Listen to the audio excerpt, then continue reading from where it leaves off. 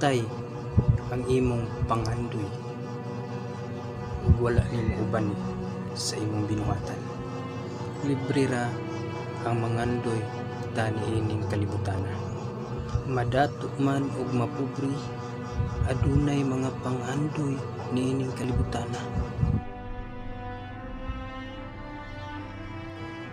Ug daghan sad ang klase sa mga pangandoy.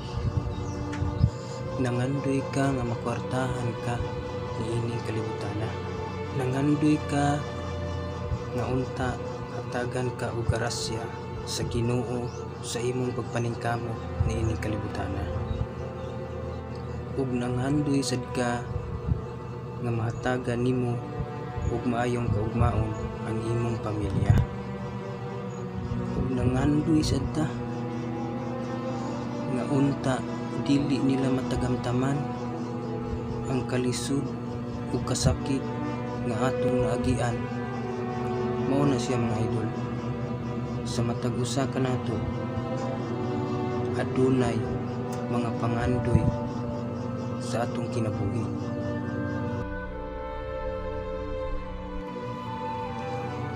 Pero aduna say pangandoy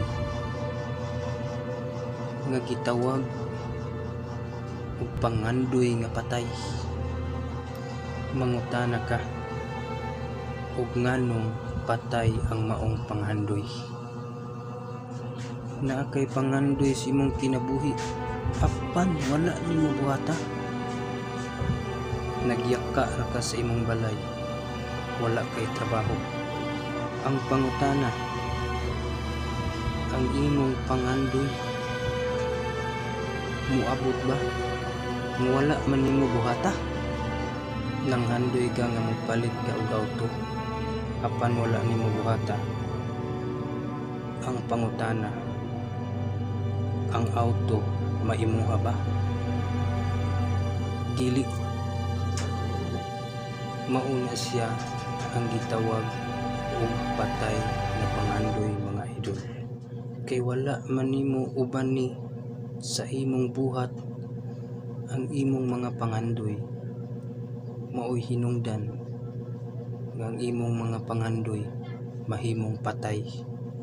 Mauna siya mga idol. Atong butangan og kinabuhi ang atong mga pangandoy. Ubanan na to sa pag-ampo o pagsalig ni God. Kay ang Dios walay imposible ug walay pinalabi. Para ang atong mga pangandoy adunay katumanan at atong ubanan sa pagsalig sa kahitasan.